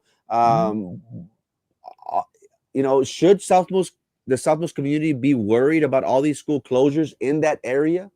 Yeah, of course. I mean, we talked about it earlier about apartments and the lack of real estate that's happening there and people moving in the area. It just dawned on me that Egley, that you have Egley Elementary. Correct me if I'm wrong, but isn't Egley Elementary the same school that was being used by the superintendent in a story with Channel 4 and Channel 5 to promote the bond about a month ago, when the bond had already been approved, and they were looking at some of these downtrodden and how these schools are really bad? I believe it was Egley was the school he was at. And if I'm right, are you telling me that these schools that is dilapidated, that you want to use bond money for, you're now admitting essentially that, the Egley Elementary is going to be closed? Because I want to say I'm right on that, Frankie. I think there was a story. I think Stephanie Rosales was the one who also did that story. And you had the superintendent speaking in front of Egley Elementary and showing them how the roof was not great or something, or the HVAC system was not right, and using that as the example, like it's a 100-year-old school or something like that. I want to say it was Egley Elementary. Interesting. Very, very interesting. It's very alarming. It's very alarming whenever we have an area such as Southmost. And Egley's not in Southmost. Egley is no. Egley is in what, Lando Lakes area? Across the street from Oliveira Middle School. Right, across the street from Oliveira Middle School. And somebody said, Frankie, that doesn't make sense because Egley and Perez, they're within a close proximity. I went to Perez Elementary growing up. I grew up at Rockwell Apartments. After Perez, I went to Oliveira Middle School. To me, it's not far-fetched that the school district will close schools within close proximity. I've been covering Benavides Elementary based on a lot of things that have been happening at that school. And one parent said, Frankie, did you know that we don't have buses? And I said, what do you mean? They said, yeah, we don't have our kids being picked up and dropped off for school. We as parents have to do that. And I said, wait, I thought every school, correct me if I'm wrong, chat, correct me if I'm wrong, because this was a parent that let me know that there is no pickup and drop off of students at Benavides Elementary. So, there was a parent that said, Frankie, I'm not buying that. How can Perez and Egley Elementary be closed if they are in close proximity? So then where are the kids going to go? And when that parent from Benavides said, you know what, Frankie, we don't have a bus system. We don't have our kids being picked up or dropped off. It dawned on me, well, if one school doesn't have, public transportation, who's to say that these other schools won't? Again, ideally, we would want that, right? As a school district, we would want all the kids to have access to transportation. We want to focus on having a high attendance rate throughout the school year. And one of the big things is getting those kids, picking up those kids, making sure they arrive to our campuses. So maybe it's not far-fetched, Roman. Maybe it's not far-fetched that if they close Perez and Egley, who are very close to each other, and they assign them to another school, maybe it's not far-fetched that, hey, you have to pick up and drop off your kid wherever we assign them to. Yeah, well, I think that the school district, does not, if you're live outside a certain perimeter from the school, they do have to provide transportation to you, and it could be a mile.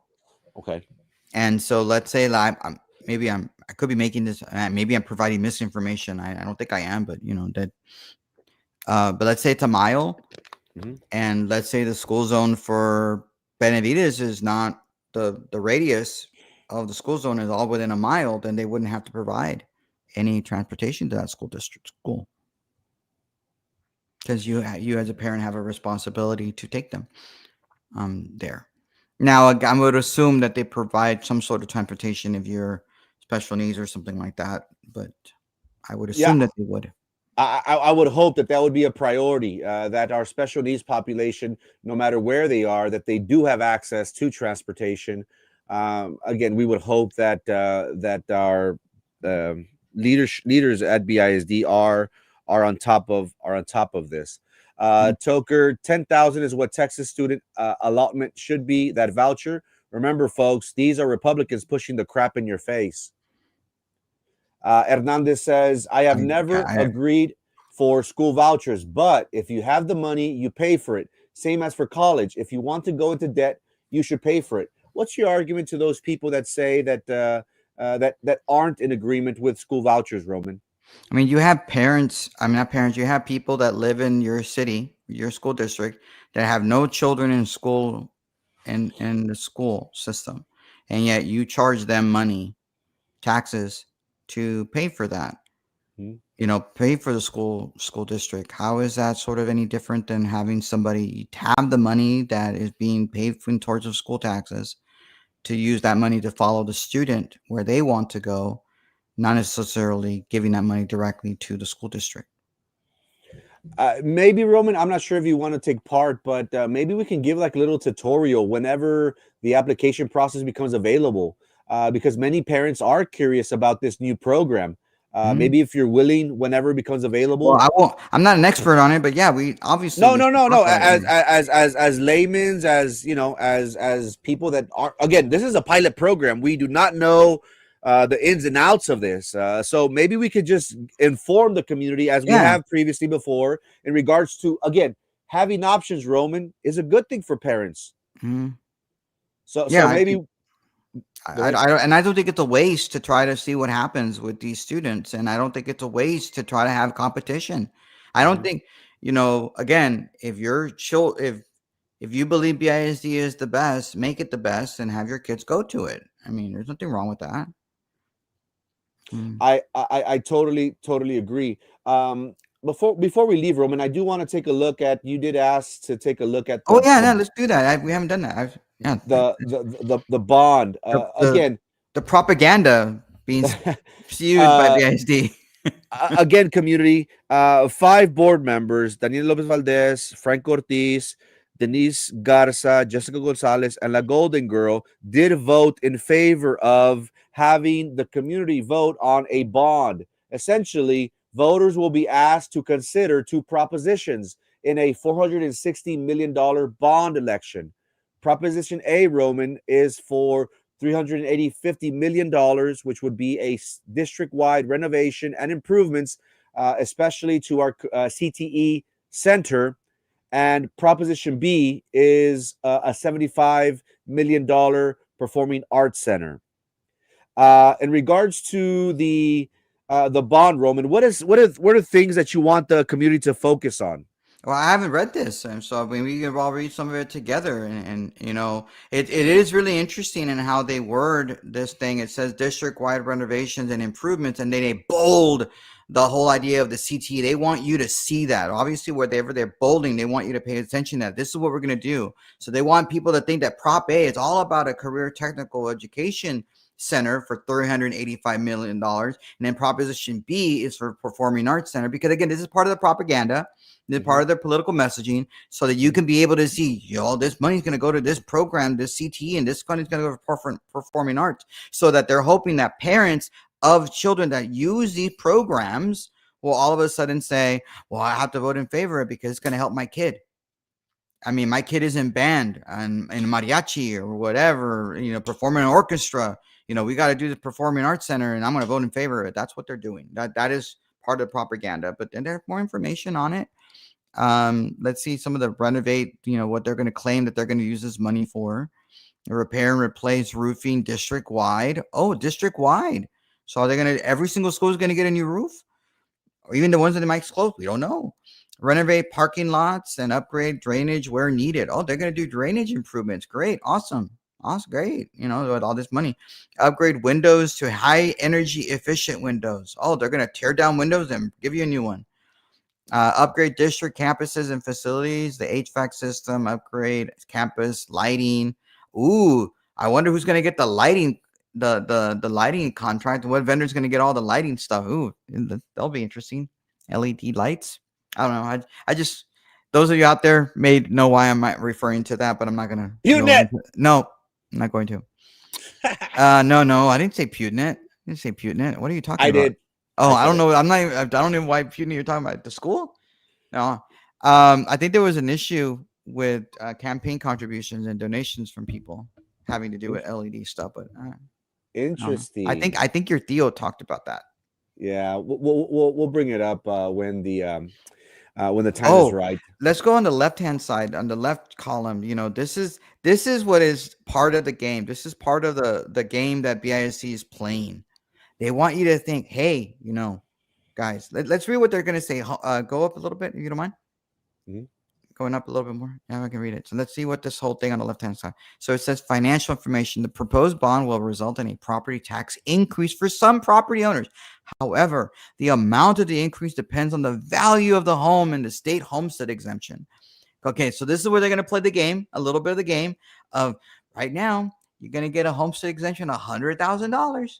But in maybe next year, your homestead exemption is going to be $140,000. So you're going to be paying less money to the school district because you're going to have a higher homestead, So you're really not going to be paying that much in taxes because you're going to get this benefit from the state. So why not, instead of you saving the money and spending the money on whatever you want to do as you're a property owner, why don't you just give it to us so that we can you can use that money, because we, the government, we know how to spend your money better than you do.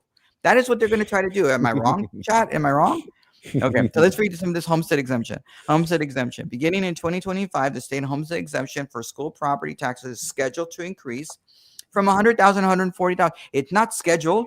I don't know what they're talking about. It's not scheduled because the citizens will get to vote in November the citizens of the entire state of Texas will get to vote on a constitutional amendment to increase the 100,000 to 140,000. So I don't know where they're coming up with this wording of scheduled to go, like it's gonna foregone conclusion. It's not a foregone conclusion if voters don't vote for this.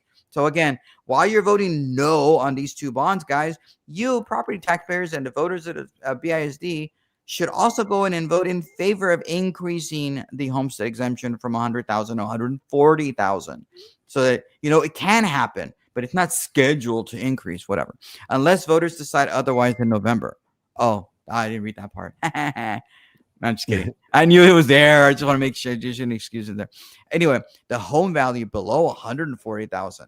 If your home is valued below the exemption amount, you will not pay school property taxes, and this bond will not affect your tax bill. Yes, it will, because your home value might go higher than 140,000. And when that happens, you're going to be paying a higher tax rate because of this bond than you would otherwise. If you didn't vote in, so if the bond that wasn't there and your taxes stayed the same and you didn't increase it, let's say your property does end up next year or the year after, because we all know how the appraisal district works. Everything goes up, right? When you get your appraisal in the May, you're like, oh my God, my house went up $100,000 and I didn't do anything to the house, but it went up, right? And you had nothing to do with it, but the appraisal district does it. And then you got the school districts and the city government. It wasn't our fault. We didn't do anything. What's the appraisal district? Blame them. And then you go to the appraisal district, like, hey, we don't do the taxes. We just appraise your house. It's them that do the tax rates. It's them. Blame them. They just blame me. They're just doing this. They're doing the Spider-Man meme when they're looking, all pointing to each other. Whatever. Anyway, if your home is valued below the exemption amount, you will not pay property taxes and the bond will not affect you. It will affect you. It will affect you somehow, because, let's say you don't even have a house. Let's say you don't have a house and you rent. Guess what? Your rent's going to go up. You want to know why your rent is going to go up? Because the person that renting that property is not getting the $140,000 homestead exemption.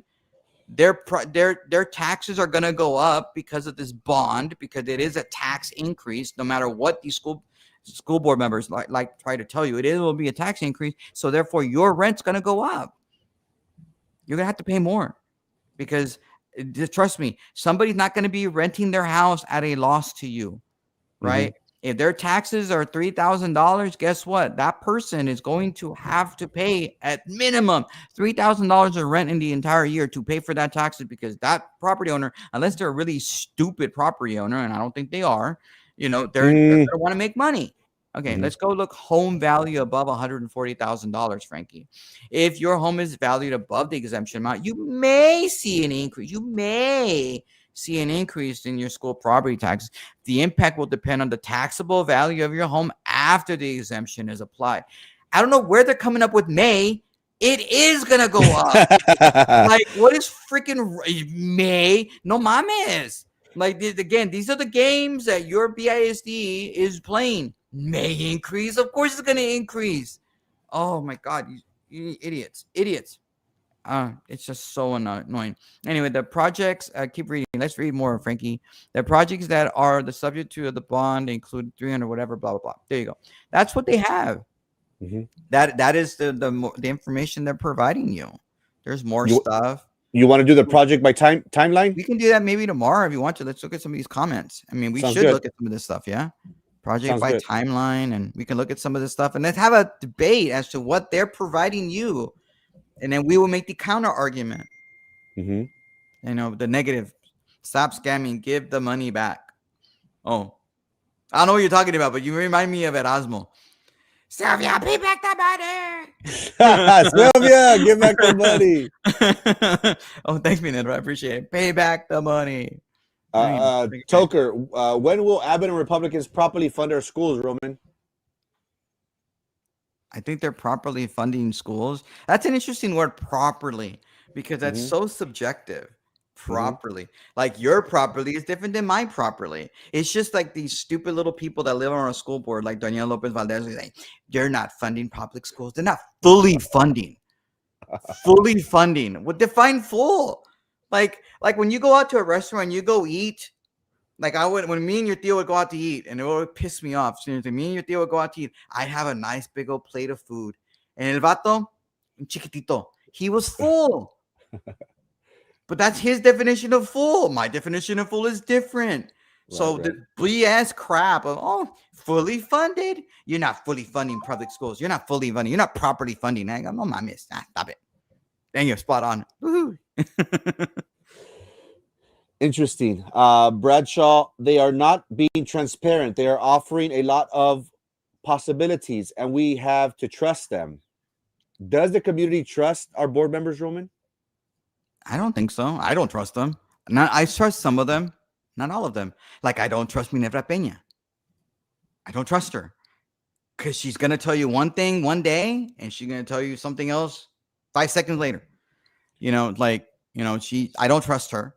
I don't trust Carlos. But then again, they voted against this, so I guess maybe I should trust them on this one issue, broken clock, right? And I think Roman, correct me if I'm wrong. I think you posted on your page that Minerva Peña, before Republican voters, did state that she went on the record and state that she is against the bond. Is that correct? Yes, she did. And Minerva Simpson, if you're still here, you can verify for me because she was there as well.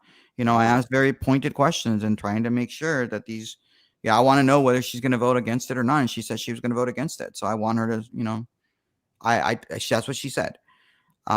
She said she didn't believe it and some of the information they were giving her. Now, granted, you can tell Minerva Peña all kinds of stuff. You can tell her till you're blue in the face, and then she still won't understand it. She won't. But she'll be the Google expert in terms of services. Crazy, right? And she's also you know what? That reminds me. There was a fascinating story last night from Valley Central. I don't know if you saw it, where they were interviewing a board member from PSJA who was censured and not allowed to go to school board meetings. And so she was suing. She schooled the school board and the school district for that. It was a fascinating. Yeah, it was a very, very interesting story. Now she's suing it. And correct me if I'm wrong, chat, but I want to say that Eric Flores is the school board attorney at PSJ. I could be wrong. I don't think I am, but maybe I am. I mean, you can correct me. Interesting. Eric Flores. Anyway. No, go ahead. But it's not necessarily him as an individual. I think because he works for O'Hanlon. I think O'Hanlon is the one that does that. Right? I think O'Hanlon works at PSJ, if I'm not mistaken. Right. And so my understanding is the school board member was asking questions, and who knows, she could be like Minerva Peña, like asking random ass questions, and then school board just wants to shut her up. I don't know this person. I'm not in PSJ. I don't pay taxes over there. But it was a fascinating story about that, about how she was censured and she was banned from attending school board meetings and banned for 2 years from going into campuses. So she sued and she said, you do not have a right to ban an elected official from attending school board meetings. Now, what they would then say is, no, you can still attend them. You just have to attend them by Zoom. And again, that to me is also fascinating that they're saying you can't attend it in person, but you can do it by Zoom. We are no longer in COVID land. COVID doesn't happen anymore. And so I think we really desperately have to have a law that says, hey, we do not have, any more Zoom meetings. If you cannot attend in person, you don't attend at all.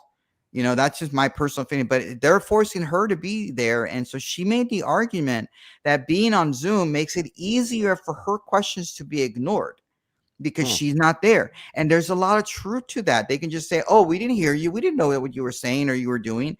And it allows for part of being there in person allows you to look at somebody in the eye, and when they're talking, and you can kind of tell whether they're telling you the truth, giving you a half truth or lie or whatever. I mean, you can tell by a person who's giving a presentation a little bit more by being there in person. So that's why I think it's important to have that personal connection. And so I guess that's what she's sort of arguing. So she went before a visiting judge. I think it was Rogelio Valdez is a visiting judge. I believe he used to be the chief justice on 13th Court of Appeals many years ago, I want to say. And so he heard a case and he voted, he ruled in her favor. And so now they are appealing it to the 13th Court of Appeals, the all Republican 13th Court of Appeals. And I would argue because they are Republicans, all 13 people are Republicans. I'm gonna argue. I'm gonna say that all of those 6 people that are Republicans are gonna rule in her favor, because I think they are pro elected officials in that capacity. I think they're good people on the 13th Court of Appeals.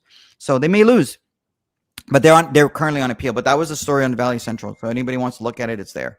And maybe, Frankie will post it later on his page, so you can listen to it or watch it. Interesting. Gamboa, we pay taxes already. Who stole it? Interesting. Next year, the increase will be on land. That's routine. Yeah. In regards to taxes. And then it's a scam, because you can't argue the land. Mm-hmm. Well, I'm sorry, I can't lower your appraisal. I'm sorry, because your land went up. I have I can't control that. Mm-hmm. I mean, you have more control over arguing in front of the appraisal district when you say that your property, you didn't improve it, it downgraded, you can't do anything about dirt. I mean, unless somebody's building right next to you, maybe this is an argument you could potentially use. Like, let's say the person next to you is building a house, and their land, they inflate their land by 6 inches, 8 inches, and then now it's raining, and then the water's coming down and it's damaging your land, and maybe that you could argue that, but I don't know. I'm not a land expert, but maybe. There are few homes at less than 140,000 in Brownsville. Times have changed, and that's what boggles my mind, Roman. They're saying, don't worry, because if you have land property appraised at less than 140,000, you won't be affected. I would dare say, Roman, it is a small percentage of homeowners here in Cameron County, more important, Brownsville, that have land appraised at 140,000. So essentially, I would dare say 90%, 80% of property owners in the city of Brownsville are going to be affected by this. Are we being lied to, Roman, and to think that, it's not going to affect everyone, when essentially it really is? They're manipulating us.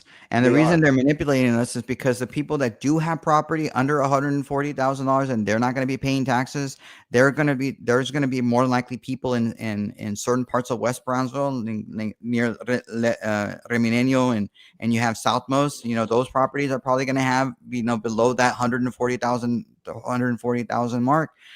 And so they're going to hope that those people will see that and it's like, well, it's not going to affect me. I'll vote for them. And they think there's a lot of people that live in Southmost that have those properties, and that's what I'm thinking they're going to do. But here's the other thing: how many of those properties in Southmost actually have homestead exemptions? Because a lot of people that I'm seeing in Southmost, a lot of the properties are being rented, because just like you said, they lived in Southmost, they've kept their property, and then they moved. They get money, they moved to another part of the city or outside the city, but they're still renting their property in Southmost. So those renters are going to say, pues it doesn't affect me because I don't pay property taxes, right? Who cares, right? But they're not thinking about the renting stuff, which is why I bring this up. If you pay rent in the city of Brown, in the school districts, or in the school territory of this school district of BISD, your rent is going to go up if this bond occurs. It's just fact, punto, done. And anybody who tells you otherwise is giving you BS bullcrap. Don't believe them. Believe me, because I don't want to mislead people. I really don't. I want to be able to be here and feel good about what I'm saying. Vote for audits, vote. Yeah, vote for audits. Yeah, I think it would be easier argument to spend $250,000 before we go out for $500 million bond, which is crazy, because we showed, Roman, how the interest rate is going to be, after the 30 years, it's going to be even more than the bond amount, which is, to anyone thinking, I'm going to buy this car, but the interest rate is going to be worth more than what the value of the car, or the value that I'm paying for of the car at this time. Nobody would make that. Nobody would jump on that. But again, we live in Brownsville. So what you're saying is, like, let's say the price of the vehicle is $25,000, $25,000, but after the 5-year note, you ended up paying $30,000 in interest. So the price of the car was actually $55,000. Nobody would buy that car, right? Right.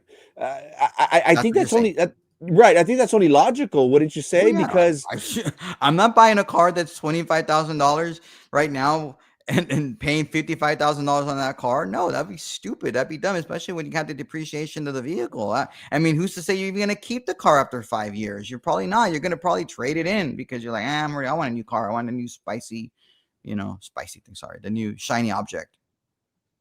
Yeah, and that's what we're dealing with. And that's, Roman, that's why I feel, and I've openly stated that I feel as if this board is lying to the community, because essentially by them not telling us everything, by them not saying, hey, this is what we're looking at, essentially they're lying to us. And we got this picture, Roman. We got this picture, and I've posted it many times, and I just want the community to see it, that this is what we're dealing with for the bond, where the bond is $460 million. The total interest, Roman, paid on this bond will be worth more than the bond. So essentially, like, and I try to make the analogy with the vehicle. So if I'm going to pay more in interest for a vehicle that's worth X amount of dollars, then I shouldn't buy that vehicle, Roman. I think any logical person would agree with that. Yeah, and the people that make the money, they make the benefit off this stuff. Oh, I'm assuming you're saying yes, that's correct in terms of what I was saying about Minerva Peña. So yeah, thanks for verifying. You see, I wasn't lying to y'all, huh? Yeah, the people that are going to make money and make bank on this stuff is going to be the financial managers of this stuff. The people that come to the school district and say, hey, guys, this is a great idea. They do the presentation and say, look, you do this and, we're going to save you money. You're going to be able to build all your stuff. And they make money off of it because they make money off the fees, right? Mm-hmm. Because you pay your financial advisor money and they make money off the amount, right? Maybe I'm wrong. Maybe somebody can correct me. I think that's what happens. So they make money. People in New York, the rich who buy off this stuff, they make money. They make bank. But hey, you get better schools, right? And in 30 years, you're gonna have to fix them again. And guess what? The cycle reverse again. We may not even be here in 30 years, with the way things are going, we might not even be in existence. So why not just budget? Let's just go in favor of this bond, right? Because we might not be here in 30 years. You're not gonna have to pay for it. Gamboa states, remember Tanasca, remember the arena, remember Sylvia Atkinson, remember the Alamo. And Goliad. And Goliad. Fact, $5 billion was appropriated for public education funding, but unspent in the 88th legislative session. You're talking about it was set aside if and only if they were going to do school choice, and they didn't. They just set in the rainy day fund. There's nothing wrong with having the savings. Are you against savings money, Toker? Do you just spend all the money you get? You don't have anything in savings, so like you don't have a retirement at all? Like that's just dumb. Like I would expect you, Toker, to be a little bit smarter than that. I don't know who you are, but I would expect you to be smarter than that. Plus interest. Plus interest. Exactly. Plus interest. So the total bond amount, Ms. Bradshaw, would come out to close to $1 billion, $971,274,851 paid after or paid through 2056. And this isn't your data, right? This is data that you found on on a blog locally. Not that I'd go to that blog, but I think you told me that it came from one of the bloggers or whatever. And yes. Nobody has denied it. Nobody from the school district has come up and said, hey, this is fake news. Right. Nobody did Chente Gonzalez and post on their Facebook media and say this is bullish with a capital B, bullshit. That's what he said, right? Nobody said this about. No, he said bullshit. A congressman posted on his page with a capital B, one word, bullshit, to what you posted. I love it. I'm glad he did. Thank you so much, Congressman Vicente Gonzalez, for promoting Good Morning Brownsville, sir. I really appreciate it. Ms. Bradshaw says the problem is that the interest cost far outweighs the life of the repairs. Yes, that's 100%. Roman, last words for the community. Oh God, you're making it seem like am I going to be assassinated? Is that what you're trying to say? Am I going to be, shot? I don't know. Last words is don't vote for the bond until you get your questions answered. Pretty much don't vote for the bond until my questions are answered, and then I might be okay. Those are good answers, and I'll vote for it. Why not? Listen to me. Just if more people listen to me, things would be so much better. Just kidding. No, vote against the bond. Ask questions. Don't take everything that we say, at 100% value. Ask questions if you don't trust us. You don't believe us. I mean, we just went over the questions, the propaganda that they have.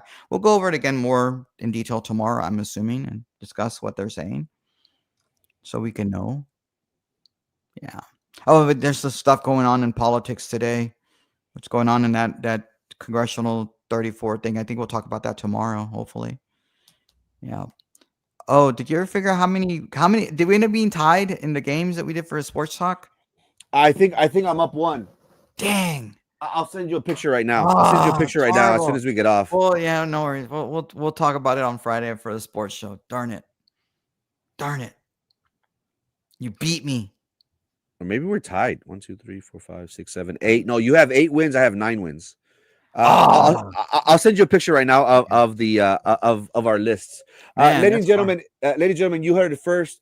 Again, BISD is projected to close 11 schools. We spoke about yesterday about 6 schools being considered a done deal: Bettis, Egley, Skinner, Palm Grove, Aiken Elementaries, and Perkins. Many people have been saying, Frankie, you're lying. I'm a teacher. I spoke with the superintendent.